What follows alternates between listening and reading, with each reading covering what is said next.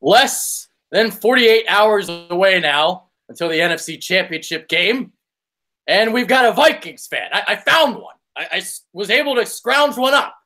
So JT Salzer is here. I am Adrian Vedcu. Oh, yeah.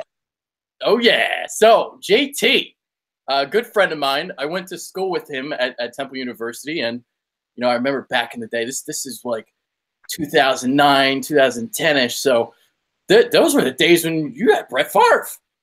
Yeah. Been a long time. We've been waiting to get back for a while. But I'm sure you've got to be absolutely ecstatic. So first of all, I want to know, all right, that Hail Mary happened. I want to know, like, just your feelings and what you were doing, and did you actually think they were going to win? Well, I tell you, man, that last 5 minutes was like an emotional roller coaster. You go from winning to down to winning to then they kick that field goal. Then a miracle happens, what it was crazy. It just like joy, overwhelming joy at the end there. It was awesome. But yeah, it was a ride of a lifetime there in like 3 minutes, basically. So, yeah. And as I kind of told you before the show, I was very happy too, because I didn't want to play the Saints. I didn't want to play them. I thought they were a bad matchup for the Eagles. Quick passing attack of Drew Brees, getting the ball to Kamara. The Eagles have had trouble with covering running backs and tight ends since Jordan Hicks went down. So yeah. Getting the Vikings, I was just like, yes, we get Case Keenum. Not that Case Keenum is going to be an easy task, but it's a lot easier than Drew Brees. Well, Saints have been hot. They've been hot. And like you said, that quick passing attack that hurt the Vikings a little bit in that second half. They started getting the ball out quick, getting it to the receivers. Kamara had that touchdown over Kendricks in the end zone there. So definitely, I could see that. Yeah, they're a very tough matchup for anybody. Real good team, and we got lucky to pull out that win for sure. Yeah, let's talk about Case Keenum now, because he obviously has been the big surprise for the season, really has emerged this season. So tell Eagles fans, how good is Case Keenum? Well, he's been doing it all year. I actually was at the first game he won when it was in against Tampa in Minnesota, and ever since that point, he's been balling out, man. He's been he throws the ball around. He's not afraid to take chances down the field. He's very slippery, hard to tackle, hard to sack. Great on the run when he gets outside the box there. So he's been doing it all year and getting the job done. Not overwhelmingly, not going to great passes and all that, but he does enough to get it done. That is the thing that immediately comes to my mind is his escapability, escaping the pocket and being able to throw on the move. So that's probably his best quality. I think his best throw is the post corner route. I think he throws that very well. Great touch on the ball. So sure. I think he throws that well. The deep crossing routes he also throws pretty well. So as the season has gone on, he has earned my respect. But I still think, if you collapse the pocket, I think that's where he can kind of find some trouble.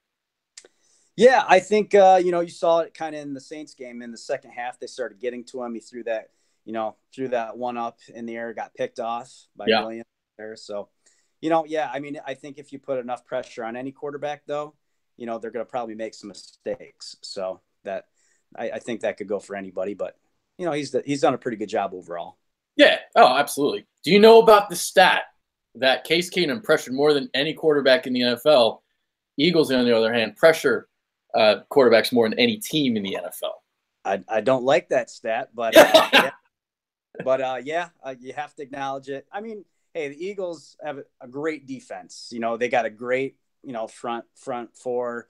They're going to get after the quarterback. You saw it last week, but it's all going to come down to matchups this week, and we'll see what happens.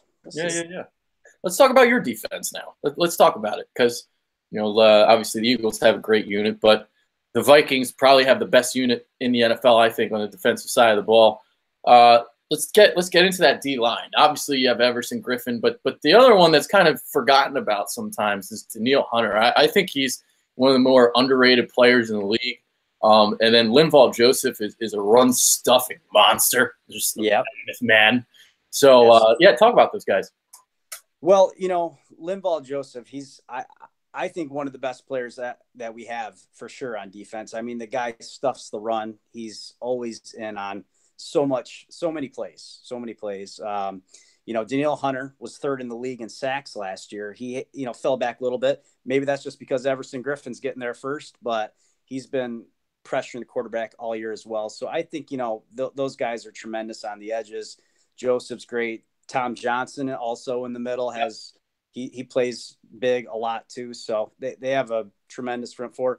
Defense is the backbone of our team for sure. So, just like the Eagles. So yeah, and then great secondary as well. Xavier Rhodes, Trey Waynes, and then you got depth too. You got the ageless Terrence Newman and Mackenzie Alexander. All roads closed, baby. A Rhodes scholar. We're going to be ready for Jeffrey. We've seen him before in the past when he was with the Bears. That'll be a familiar matchup. So I don't think that'll surprise anybody. I think we're going to have to do a good job on Aguilar in the slot there. He's going to be, I think he's going to be a tough matchup. We have, a 39-year-old cornerback. We'll see if he can hold up. And, also, another younger guy in there too as well. So we'll see. Yeah, that's what we were just talking about in our preview. We think Nelson Aguilar is the guy you kind of have to target because Jeffrey doesn't really match up well with Rhodes, even though there's the history between the two, and both have been kind of getting the best of each other. But I think since they've played, really shot up, and I think he's one of a top 5 corner in the league now. Yeah, he's probably got a lot better since those. Yeah, yeah. So Jeffrey's a guy that doesn't gain a lot of separation, and he can struggle with some physicality, and obviously that's what Xavier Rhodes does. So there you go. He likes to jam people at the line, get physical. That's his forte for sure. Yeah. So I'm trying to figure out how the Eagles are going to move the ball. So Nelson Aguilar, okay, maybe Zach Ertz. You're going to have Harrison Smith on him. If you want to try and work the flats, you got Anthony Barr and Eric Kendricks to deal with. So it's going to be extremely difficult. There is one stat that I did find. All right, so you guys have a great run defense, but when you're on the road, it's 112.1 yards allowed per game. Did you know that? I did, but you know what? I want to say that a lot of that it's a little skewed. You got to look at the Carolina Panthers game. They gave up over 200 yards rushing alone in that one game. I think they broke a couple big runs there that were, over 60 yards in that game. So that kind of skews it a little bit. Other than that, if you take that one game out, it's kind of on their average around 80-something yards. So I'm not really too worried about that. They do a pretty consistent job of stopping the run. They're pretty good at that. Yeah, and the Eagles do have one of the best offensive lines in the league. So this is where I'm hoping that the Eagles can move the ball is through the ground. Using that offensive line of theirs, top. I wouldn't say – I don't know if they're the best, but they're definitely top 3 unit. Yeah, no, absolutely. I think it's whoever can establish the run in this game, I think is going to be – is going to have the upper hand for sure. I mean, I think it's going to be tough both ways. It's going to whoever can get that ball moving down the field on the ground. That's huge for sure. Yeah, and I've talked about that as well because the Vikings they run the ball more than any team in the league. The Eagles, though, number 1 in rush defense, as I'm sure you know. So the key is going to be stopping the run on first and second down to put Case Keenum in tougher third down situations, like 3rd and 8 plus.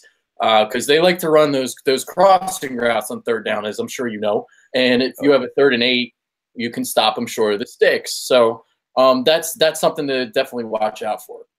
Yeah, no, I think that that's going to be huge for the Eagles if they could get them in those 3rd and long situations because the Vikings all year, they've been able to, get little chunk plays on 1st and 2nd down, have 3rd and short. They get it to, they're going to try and get it to Thielen a lot. Diggs has been huge. Rudolph wasn't very involved in this last game, but I think that's going to be a matchup that you're also going to want to check out. I think Rudolph's going to have a big game also, get some big first downs for us to have a chance to win this game for sure.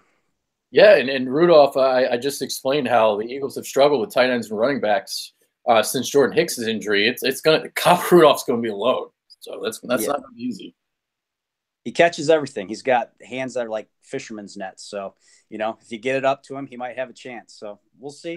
Had a good year, but yeah, it's don't forget about Thielen though. Across the middle there, he's been doing it all year, all pro this year.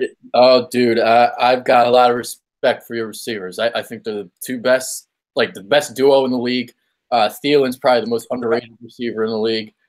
Great route runner. Diggs has got more of the speed. So that's obviously me just calling the white boy unathletic. So, no, that's not really unexpected. True. I'll say that. Hey. Like, I liked him last year, but I didn't think he was going to be 1,200 yards. It's been a pleasant surprise. I was like, at the beginning of the season, I'm like, yeah, we should work in Treadwell more. Nah, no, don't do that. Stay with Treadwell stinks, dude. He could block a little bit on runs, but hey, get Thielen in there. That guy could catch the ball. He's doing. Yeah, hell yeah. And then Diggs is equally as impressive in some ways. Didn't put up the yardage totals, but he's good too. Yeah, no, he dealt with some injuries mid-year, and I think that hurt his stats a little bit. But ultimately, I think he's a very talented receiver. He's got that vertical threat all the time. Yeah, that helps the offense for sure. I think the sneaky kind of underrated piece to look out for on Sunday's game is going to be McKinnon. Again, talking about running backs coming out of the backfield, McKinnon is very quick and elusive. So maybe some swing routes for them. Got to watch out for that.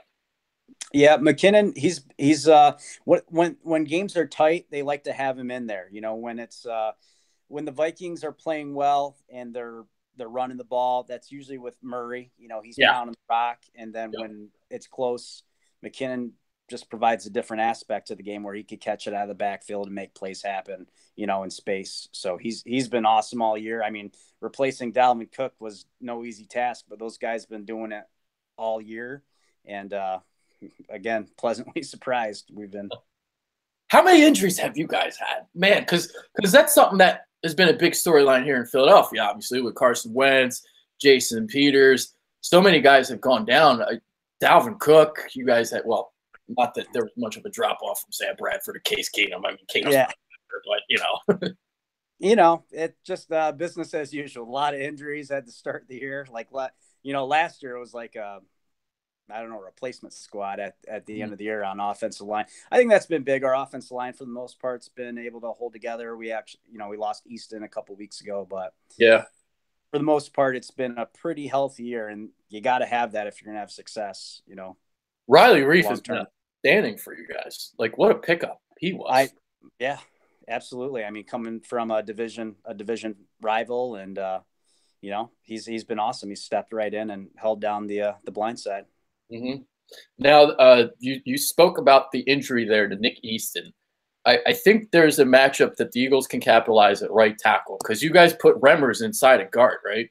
I saw that he started at left guard last game, and that was I didn't expect that, but I think the guy that went over to right tackle, he had started for Remmers when he was out a few weeks with injury when he had a concussion there. So, I mean, I think he's done a pretty good job, but yeah, ultimately, you guys got some good guys over on that side of the line. So yeah, he's gonna have his hands full. That's for sure.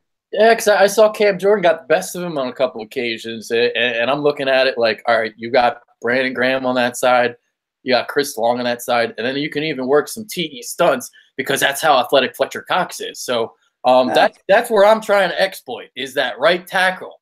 I don't know if they're going to go with Hill again and Remmers at left guard, but if they do, that's where they got to go. I hear you, but a lot of people have trouble with Cam Jordan. I mean, the guy's an all-pro, so But Brandon Graham's pretty damn good too. He's pretty good. Yeah, he had a pretty darn good game last week. That's for sure. So it's definitely a concern. That's for sure. I'm worried about that pass rush. They're going to be coming. I know. And that when that crowd gets loud at the link there, I know it's going to. Oh, you know about it. You lived in Philadelphia. You went to Temple. You know all about it. Yeah, we never had that many people there for a Temple game, but but hey, that was like an inside joke. Oh boy! For the people that don't realize, like, because like when we went to school, Temple was awful, like atrocious. Did we even win a game during our 4 years? I think we had the longest losing streak in college football when I first started going there. And yeah, things turned around, thank God. But geez, it was bad for a while. We sucked. Dude, we could literally show up at halftime and sit at the 50. Oh yeah, anywhere you want. Yeah. Crazy, man. Crazy. All right. So what other matchups do we really want to get into? I mean, you talked about Thielen and Diggs. I think it's going to be difficult for Darby and Mills, but that's where the pressure is going to come into play too. It's going to be hard to stop the crosses and all that, but maybe if you get some consistent pressure, maybe those post corner routes don't open up as much. So we'll see. I think the one thing you're going to have to look at from the Vikings defensive side really is, I would expect a lot of that double A gap pressure that they like to bring with Kendricks and Barr. They're going to be trying to disguise some blitzes. You got to watch out for Harrison Smith. He had a sack last week on Breeze. So, they're going to be, I think that's going to be the key. I think they're going to bring a lot more pressure this week. Obviously they want to try and make Foles try and beat them. I think, they're going to probably try and stop the run, make him throw, see if they can beat him, which I don't know. I don't think he's going to be able to beat him. I don't think Foles is. It's going to be hard. I know how you feel as when you first go in with the backup. Obviously, ours has worked out, but you're still kind of fresh into it. We've had a whole year of this, so yeah. Well, what has happened is Doug Peterson did change some things around. So late in the season, he didn't want to change the offense. He's like, all right, Carson Wentz is out. We're just going to keep doing the same things. Well, that didn't really work. Nick Foles kind of struggles going through reads, slow. So he went back and used a lot more of the RPO stuff that Chip Kelly used to use when Nick Foles threw 27 touchdowns, 2 interceptions. So more of the RPOs have a single read. If it's not there, you hand the ball off. So they did incorporate more RPOs. Now, the thing that worries me about the RPOs is your linebackers, because your linebackers are just going to buzz and take some of the quick slants away. So that to me might be a problem. We'll see. Yeah. No, I mean, it's definitely something to keep an eye on. They got, Barr and Kendricks is great in coverage. So, yeah. He excels there. Barr can get great, he can go sideline to sideline as well. So I'm not really too worried about those guys. They're gonna get the job done, I think. But we'll see. Okay. Keys to victory for the Vikings. What do you think? Keys to victory. I think it's going to come down to I think turnovers are going to be huge. Whoever can get that first turnover or maybe multiple turnovers. It's going to be a defensive battle out there. These guys it's going to be back and forth. I think it's probably going to be lower scoring. So if a turnover can make a big, that could be a big advantage. Special teams play. The Vikings had some blunders last week. They had a block punt last week. So we can't afford to have those type of things happen again. Field goals. Forbath has been sketchy a little bit this year. So that's saying least. I think he leads the league in missed PATs probably. So he's, well, Jake Elliott would have surpassed him had he played a full season.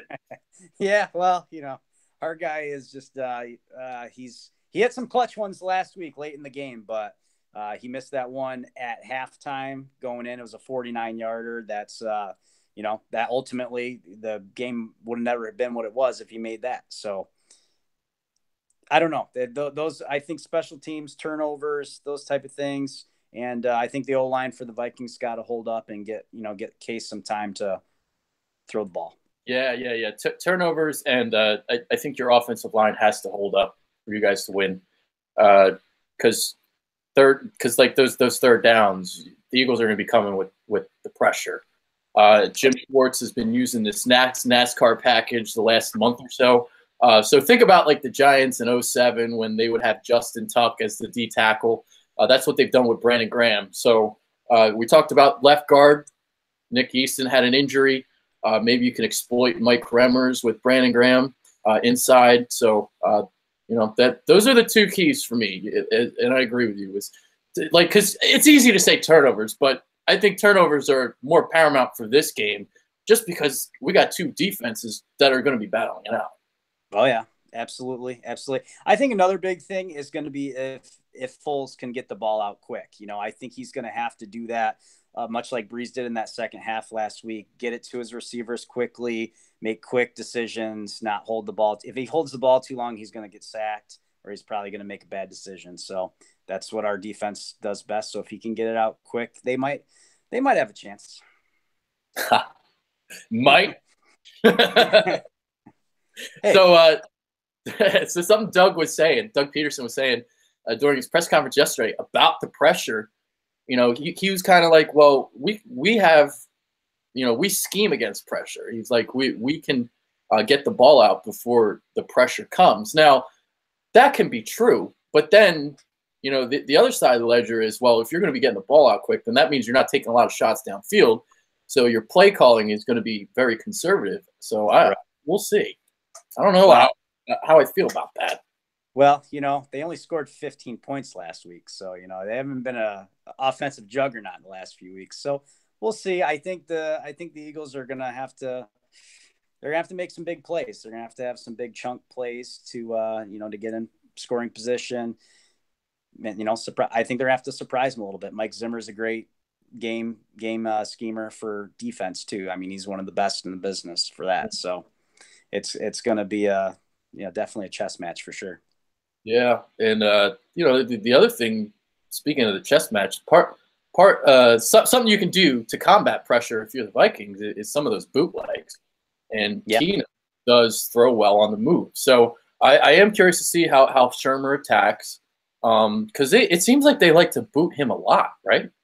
They like to get him out in space a lot. I mean, he's been very successful this year when he's out in space, finding the open guy. He's had, probably 20 different plays to Thielen this year where he's just been out in the open and found him somehow. It's just like they've had a chemistry all year that's been crazy. So he's done an amazing job there. McKinnon, once he gets out in that space too, you got to watch out for him. So that'll be huge. Yeah. All right. I don't know what else to ask you. We're pretty much good. So what do you think? What's it going to be? What's the game? What's it going to be? Yeah. So here's what I got. So I've got a 10-9 Eagles victory. So my bold prediction is that the Eagles defense is going to score more than the offense. So okay. They might have to. They might have to. All right. So either that's going to happen, or they're going to have to set up the offense with short fields. I'm having a hard time figuring out how the Eagles are going to move the ball because, again, like I was listening earlier, where are you going to go? Aguilar is the one where I think you can attack. The other thing I think they might do is that they like to use their 2 to 3 tight end sets a little bit. So against Denver, this was their plan of attack. Now, Denver, though, was bottom 5 in terms of covering tight ends. And the Vikings, on the other hand, they're top 3 in covered tight ends. So they're up there. But a lot of depth. You got Selleck, you got Trey Burton, and you've got Zach Ertz. I wonder if that's a way that they'll attack the Vikings defense. Yeah, it'll be interesting. I don't know. Ertz has been awesome all year. I wish I would have had him on my fantasy team. He was that awesome year.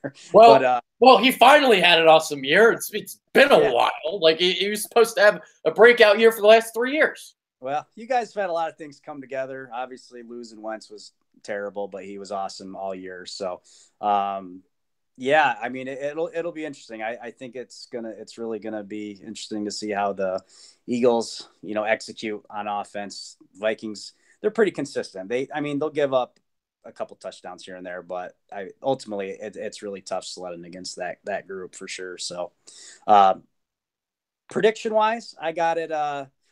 Vikings 20-13. Okay. I think Aguilar will get a touchdown. I agree with you there. I think the Eagles will hold the Vikings to a couple field goals, and I think they'll find a way to get maybe one and a half in there on the touchdown side of things. So. All right, 20-13. At least it's not a blowout, so I can respect that. There's a lot of Vikings fans I've been talking to this week in comment section, all that. They think they're gonna blow us out. Uh-oh. Well, yeah, I've heard, as a Vikings fan, you see all the other Vikings fans out there. We're going to the pump the brakes, pump the brakes. Have you not seen our history? We have a history of NFC Championship meltdowns. So I'm a little nervous making that prediction because I don't want to jinx anything. But we're riding on pins and needles this weekend. Yeah, you're not kidding about that history, man. You got the Drew Pearson Hail Mary in a divisional playoffs. You got Gary Anderson, didn't miss a field goal all year into the NFC title game. Even Brett Favre. Yeah. You guys had that game won against the Saints. Yeah, you know what? I feel like a lot of retribution happened this last weekend, and like some weight was lifted off of us. So I'm hoping we're going to ride that high into this weekend, and hopefully it's not we're not going to have a letdown after that. But yeah, it was a pretty crazy win last week, and I'm hoping we can ride that emotional high. Well, that's the thing, though. If did you see the stat where teams are 0 for their last 6 when they score a walk-off touchdown? I did not see that stat, but yeah, another one that scares me. But I saw that stat. First, I immediately thought of, oh, well, that's correct because the Eagles had an emotional high back in 2003 when they had the 4th and 26 play. Then they laid a dud a week later. But then I thought to myself, well, there's also occasions where the team does ride that wave of momentum, like the Tennessee Titans in '99 when they had the Music City Miracle. So there's examples on both sides, but it does seem like could be more in favor of Philly. Yeah, could. But hey, this is one of those times in the NFC Championship, first time probably ever, win and go home. So yeah, win and go home. Literally, we want to go home. So we want to go home. Yeah, whoever wins on that AFC side, that's gonna be nasty. But we'll worry about that a different day. Yeah, you got the Patriots in that one, I'm assuming, huh? Yeah, probably. Yeah. I do think the Jags have a recipe. I don't think they're going to win, though. But because you think about the D-line getting after Brady, that's kind of been the history of the past, how you can beat them. Jags definitely have that, but they also have Blake Bortles. Yeah, it's Blake Bortles. What are you going to do? You can't get past it, and it's Tom Brady, unfortunately. I'm sick of him. But, they always do it. They find a way. They'll probably win. Let's hope that his finger is more injured than we think. Yeah, I think that's we'll see. I think that's a lot of just trying to a lot of that injury report stuff that they do every Friday when Brady is questionable. Yeah. All right, Belichick. We got mind games. More mind. Oh, Billy. All right. Hey, this was an awesome show. I had a lot of fun. Definitely reconnecting and talking to you. So haven't seen you in a long time. Yeah, brother. But yeah, you're looking good, man. Looking nice and trim. Trying, baby. You're living in New York now. So yeah. Trying, man. It's good to see you. Good to see you. It's been a long time. Let's just hope we don't kill each other though after Sundays. Well, I'll have to make it down to Philly, and we could have a beer and talk it over someday when it's long in the all the tears have been wiped away. Well, maybe if there's an instance where the Vikings win this year and then the Eagles win it all next year, I can let it go if they win it all next year. I hear you. I just want one. I want to see my team in the Super Bowl once. You've had that one time. I have never had that. Come on, dude. It's crazy right now. There are some people that don't want to win because Wentz isn't the quarterback. Oh, jeez. I'm serious. Win when you can. That's crazy to me. Let me show you. I responded to a tweet, and I needed to call this guy out. So this was the guy's tweet. He goes, "I'm sorry. I don't want my first Super Bowl to be won by Nick Foles. Call me whatever. Just telling the truth. After nearly 60 years without a championship, and you want it to be won and represented by Foles, luster just isn't there." Get a life, bud. What an idiot! Come on. That gets like dingbat of the year right there. That's stupid. I mean, that's like me saying I don't want Case Keenum to win a Super Bowl for us. I want Sam Bradford back. He's healthy again. Put him in. Put him in now. Dude, I've actually found myself wanting a Super Bowl a lot more since he got hurt, because I feel like this would be one of the greatest underdog sports stories of all time. It's like a Rocky movie come to life. Everybody is doubting the Eagles. They've been an underdog every week. Everybody's disrespecting them. I think it would make it that much sweeter if they won it all. Yeah. Well, we'll see a lot of dog masks on the field this week. So yes, you will. I have a feeling about that. So 70,000 strong wearing their dog masks. I think Amazon sold out. So good luck, Case. Good luck. It's gonna be a crazy game, bud. Yeah. All right. You got any final thoughts before we depart? No, man. I'm just I'm jacked up for this game, ready to go. You know, it's over analysis by paralysis sometimes. You know, you just gotta just let it all play out, and hopefully your team comes out. Skull. Skull. No, the skull. Gotta love the skull, man. No, the skull. All right, that is JT Salzer. I am Adrian Fedke. Hopefully, you guys enjoyed, and I'm glad. Do you have a Twitter? Do you have anything you want to plug? No, not. I don't really do Twitter all that much. Yeah, I didn't think you did, because I was looking for you. I couldn't find you. More of a Snapchat kind of guy myself. Oh, okay. Salzer 32. That's I don't do the Snapchat. I do the Twitter. I don't do the Snapchat. Yeah, Facebook, Snapchat. I'm not, not doing too much of that stuff anymore, but yeah. We're getting old. Yeah. When the Vikings, when I come out on Facebook a little bit every once in a while out of my hibernation, but there you go. Yeah. I've heard it from you a couple times this season. So yeah. There we go. But we finally face off head to head this Sunday. I'm ready, buddy. Yes, am I. As am I. All right. Again, that's JT. I am Adrian Fedke. We are out.